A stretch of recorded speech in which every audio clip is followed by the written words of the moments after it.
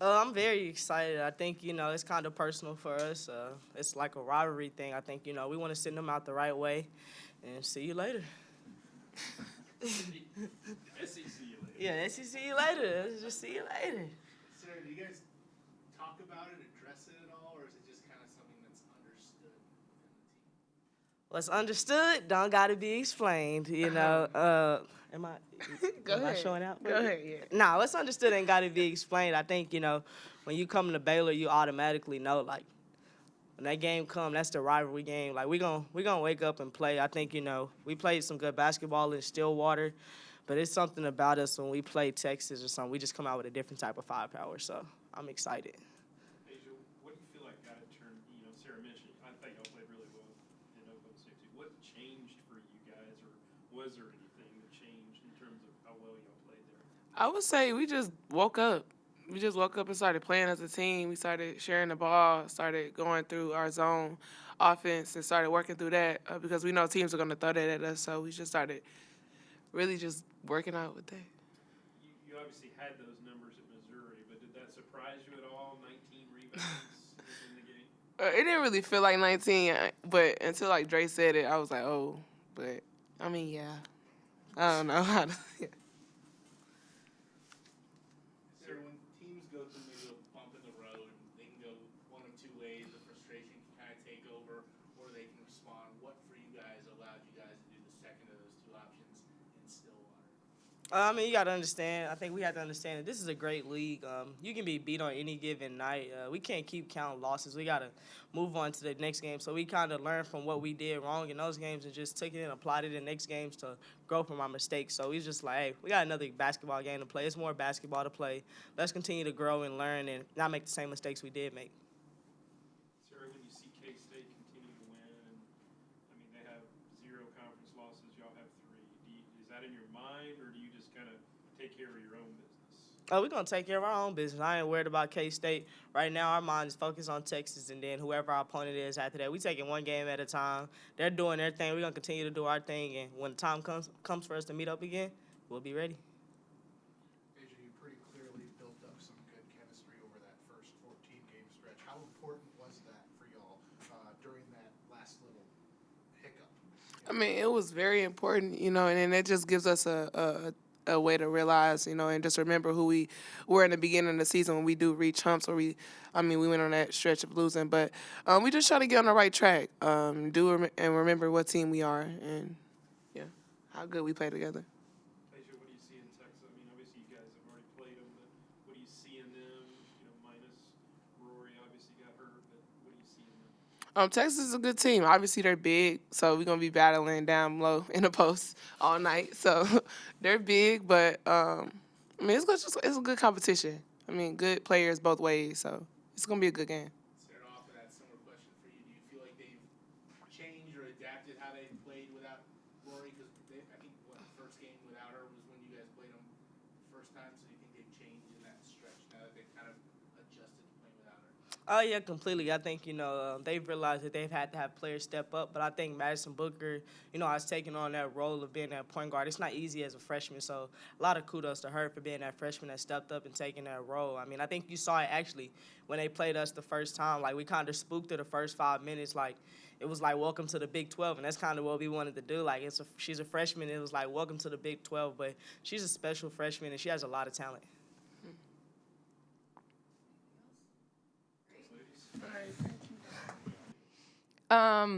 Wow. I'm not sure it's weird that you ask it that way and then, because I don't think it's ever should be about what it means to me. But that makes me emotional for you to ask it that way because I just think that, it's the highest honor for a college, athlete. And so when you have a player who's the greatest ever player to put on a Baylor women's basketball jersey, not be in the rafters, it was something that I just felt like always should happen, based on her accomplishments and, who I know Brittany Griner to be. Follow that up, Zach. Come on. I want to ask about Texas. Yeah. Okay. If that's okay, Jerry, sorry to, end your Yeah. list And right she'll there. probably talk for a while about it. Yeah. They're a different team than they were when you played them the first time. I guess.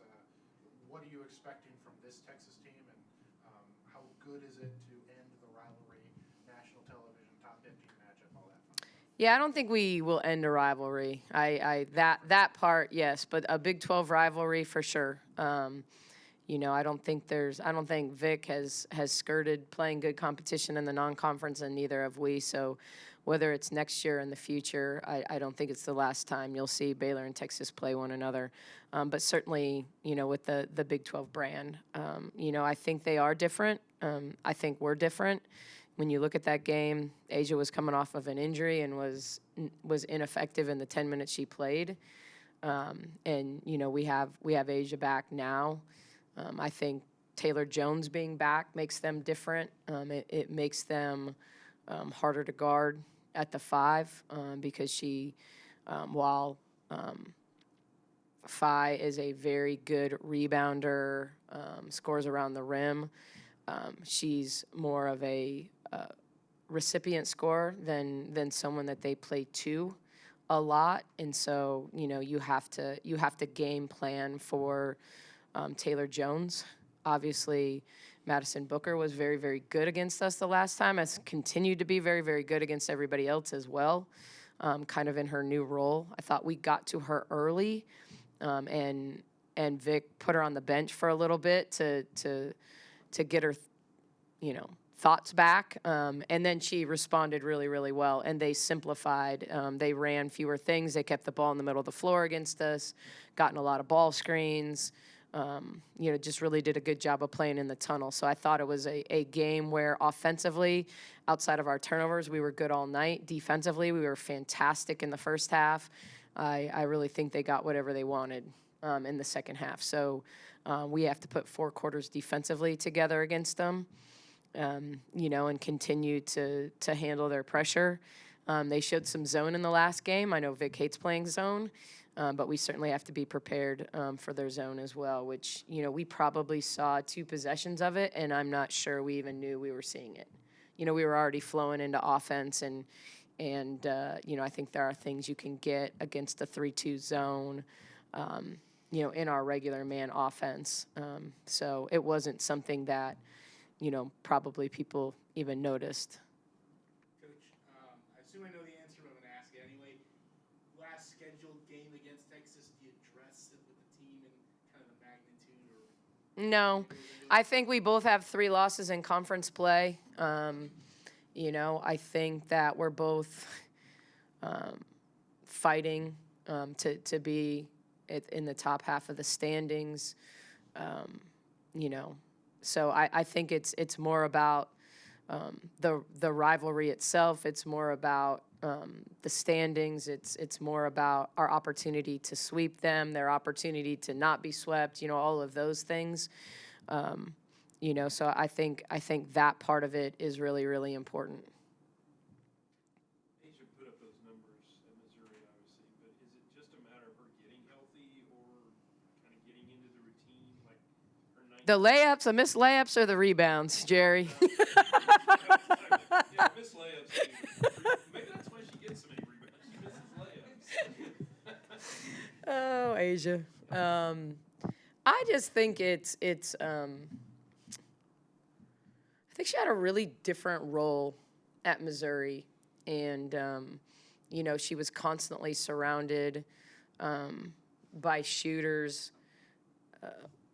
How they played was different. There were similarities in some ways. I think Robin's really good teacher of motion, and they did a good job of shuffling her to the rim. She really played some 4, some 5 for them, and so that kept her around the rim a lot. It's easier. We talked about earlier in the season, like, why isn't Bugs rebounding as much as she did last year? And it's by nature. She was forced to defend inside a lot last year, and so she was around the rim. And it's harder to rebound out of your area, and you're just not naturally around those soft rebounds. So I think for Bugs, it's the same thing. Like, Aijha Aijha's starting to rebound now because we tend to have her guard in the interior. And so my challenge to her was I think she's been an effective defensive rebounder for us. Like, she's strong. She's not afraid of contact, all those things. My challenge to her was, like, where we need the offensive rebounding version, where you're relentless on the glass. She reminded me of something I had said in practice, which I had challenged her. I didn't remember the exact wording, and I won't share it here. But, just wanting her to practice rebounding the way she needs to rebound in games. She should be swimming if she's behind. Like, I just thought she was allowing people to put their body on her, and she would just stop and retreat, as opposed to swimming around them, putting a knee in their, rear and pushing them forward and compete however needed to be. And I just think when we haven't shot the basketball as well, kind of in this stretch, like, the one thing we control is our effort on the glass. And so to me, it wasn't just Aijha. I thought it was Bella too early. I think Bella could be one of the best rebounding guards in the country, and, challenging her to use her athleticism, her strength. I mean, that's the thing about Bella. Bella has this unique strength, speed, instinct, and bounce. She's probably the bounciest person on our team. So you put those three things together, and it's just a choice whether you're going to go use it or not. You talked about challenging the players. When you were up to such a hot start to start this season, was it hard to find things to challenge them, or did they maybe not respond? I think you still challenge them. I think they don't. It's easier, I think, when you're winning to not be as focused on the little things, because you get away with some things. You're still showing, believe me, we still showed as much tape after those wins. We always call it room for improvement, not good and bad, but room for improvement. They love seeing that on the slide before film, room for improvement. They know some missed assignments are coming. And so I think that we've always done it, but I think it feels less personal in those situations than when maybe those mistakes feel more like they were a part of a loss. Like, you got away with them and you won. Now all of a sudden, it maybe feels more personal. And we know there's never one mistake that leads to a loss. But certainly when you're in 1 and 2 possession games, where the difference between making the right read or missing a defensive assignment is the difference in a 1 possession loss against Kansas State, a 1 possession loss against Iowa State, like, then it's a little bit different. Coach, when the 3 ball isn't going down for y'all as a team like it has been last couple games, do you feel like you need them to just shoot through it, or is it kind of, as a coaching staff, do you feel like you need to find different looks? It's good question.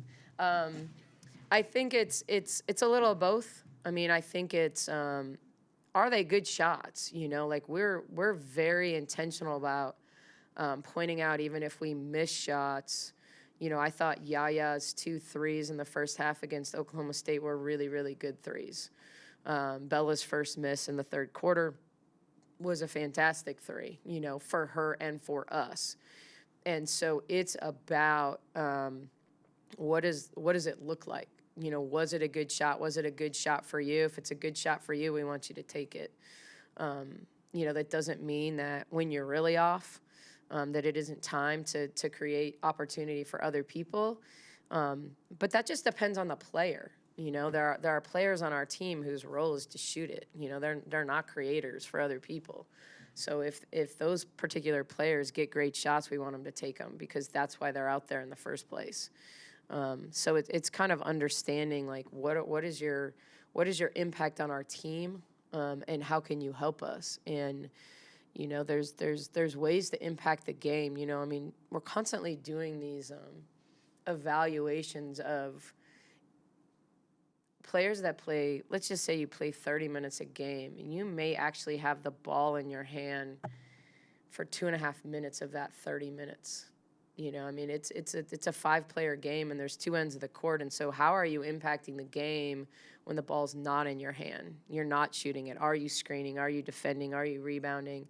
And really getting them to understand that, you know, the biggest challenge for us coaching this group is some days it's when they do miss,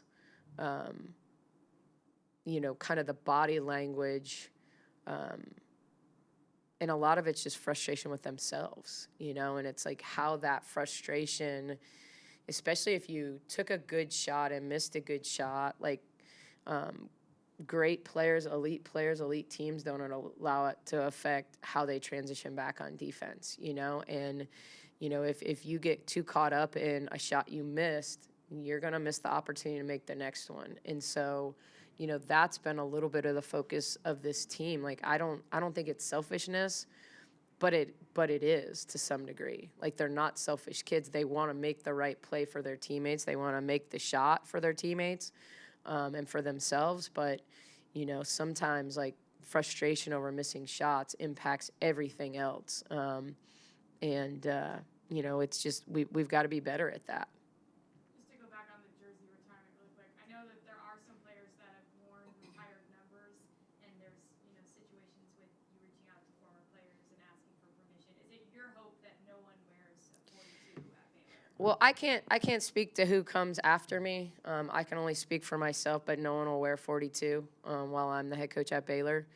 I think the uniqueness of the rule change this year, and as head of the rules committee, I was able to approve this, that, you know, people can now wear 0 to 99. That opens up a lot more numbers. I think before it was hard at a program like Baylor, and there are others. You know, if you started retiring all the good players' numbers and pulling those numbers out, you would have been very, very limited. And so I think it's this idea of you're honoring the number and not officially retiring the actual number. But, you know, I think she's the best player that's ever put on a Baylor uniform. And I think we should respect that. And, you know, it's really easy, too, right now because we don't have anyone wearing that number. So we don't have to take it off anyone's back. But yeah, we did.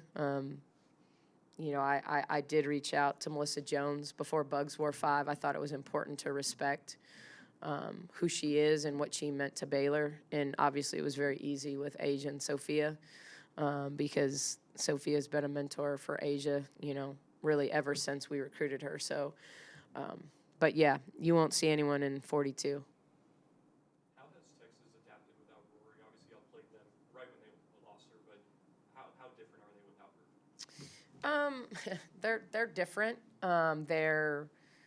But they also are really, really talented, and, you know, I know have lost. You know, they were undefeated with Rory, have lost 3 without her. You know, I think where they don't have, Rory was just so good defensively, and not just with her ball pressure, but she was by far their best rotational player. Someone that took charges, someone that was never late to rotation. You know, I think it puts everyone a little bit more out of position at times. But I certainly think that they still play with the same physicality, the same energy, the same expectation of getting stops, of being in denial, of being in help side. Rory she's just a really, really special player. And so she made them probably better in every area. I'm sure Vic can speak to that better than I can. But I think they have really talented players. They run a little less dribble drive, but they're actually getting back to it. I thought they ran a lot of dribble drive against OU and were really effective. You know, I know they gave up 91, but they also scored a heck of a lot of points. And so, you know, I still think they're when you have a Taylor Jones inside, when you have a National Freshman of the Year candidate in a Maddie Booker, Shaylee Gonzalez has shot the ball really, really well. I think Shea Holly, you know, as a senior, has always had an impact, but I think you just she gets career high after career high now, and you know her points per shot is crazy. She's making shots in the mid range. You know, she makes enough threes to be good points per shot, but she's finishing at the rim and really doing a great job. You know, getting to use her athletic ability at both ends more than she did when she was, you know, a 12, 18-minute game player. So I think she's really risen to the occasion in the loss of Rory and given them a chance. And then they always, you know, I don't know when Gaston gets back, but, you know, in the midst of Gaston being out, Moore's starting to play, you know, with a lot of confidence. And so, you know, she can be a beast around the rim. So they're definitely not without talent. That's for sure. How are you, your team, injury-wise? I know that I think I saw that Jada limped off during the game. How are you? Jada's fine. You know, she's tweaked that ankle maybe 5 times this season. I don't know. We're going on. Maybe it's more than that. And so,